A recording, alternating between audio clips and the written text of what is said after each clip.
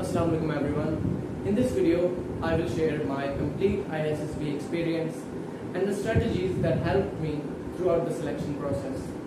I'll cover each stage one by one and explain the approach that I think will give the best outcomes for you.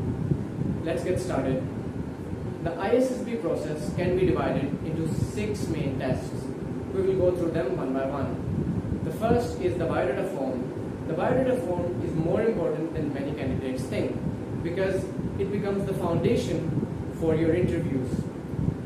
You should answer every question honestly in a way that it highlights your qualities such as responsibility, discipline, teamwork, leadership, and your willingness to learn.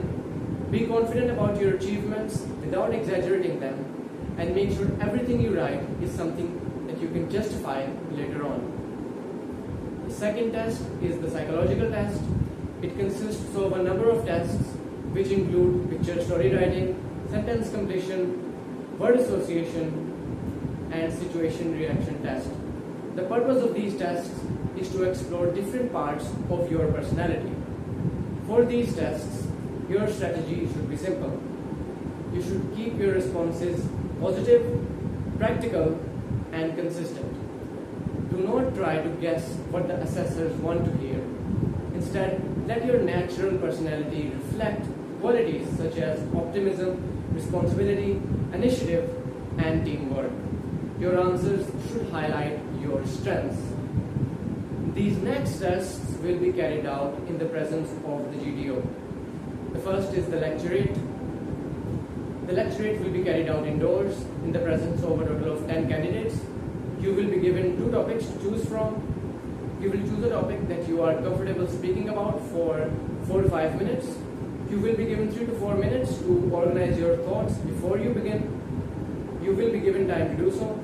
And then once you start, you should speak clearly and confidently. Whatever you say should be something that you genuinely believe and can justify. A simple, logical, and sincere talk can create a much better impression than trying to sound impressive with ideas you don't fully understand. The next is the situation reaction test, also carried out indoors.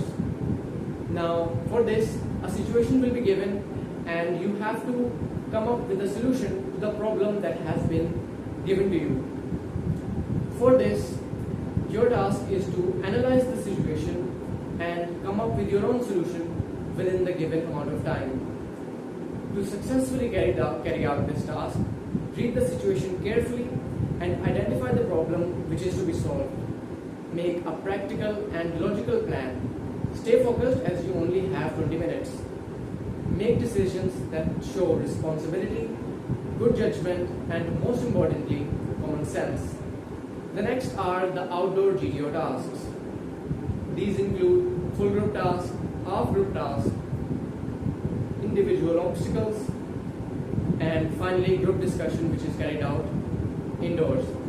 The full group task is carried out by the whole group, which may consist of either 10 or 11 people or candidates. It will consist of 3 stages.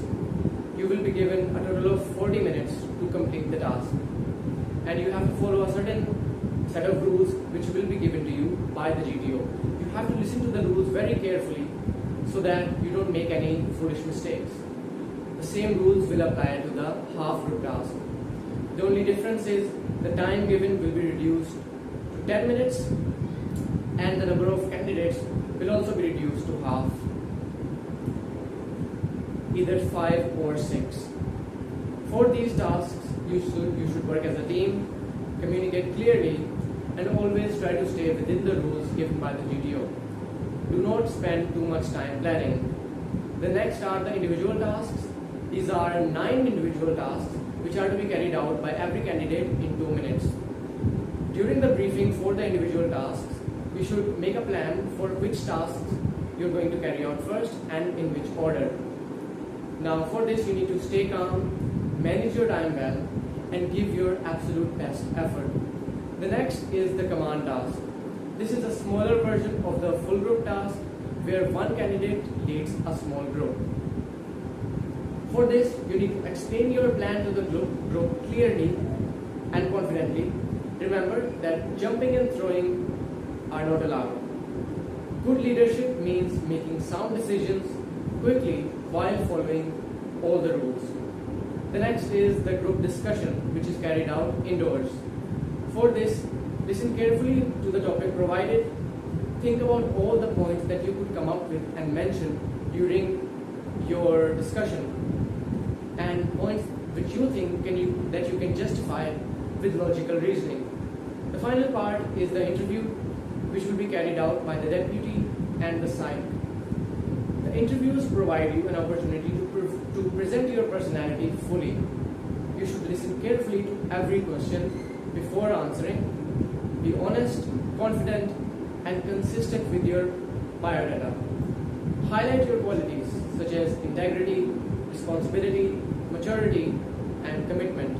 If you don't know the answer to a question, it is better to admit politely that you don't know it rather than trying to make a guess, and avoid making any negative blunt comments about yourself. If there is one lesson that I learned from this experience, which I think will make a big difference in your performance, is that attention is everything.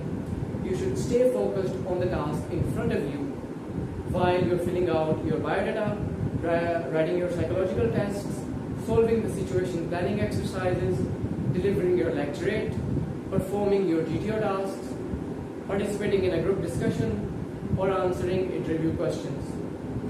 Pay close attention, helps you understand what's being asked, and allows you to respond thoughtfully. Most importantly, be yourself, be honest, be present in a way that it highlights your strengths. Don't exaggerate, don't pretend to be someone you're not, and don't say things that you cannot justify. I hope this video was helpful and that you were able to gain some valuable insights for your ISSB preparation.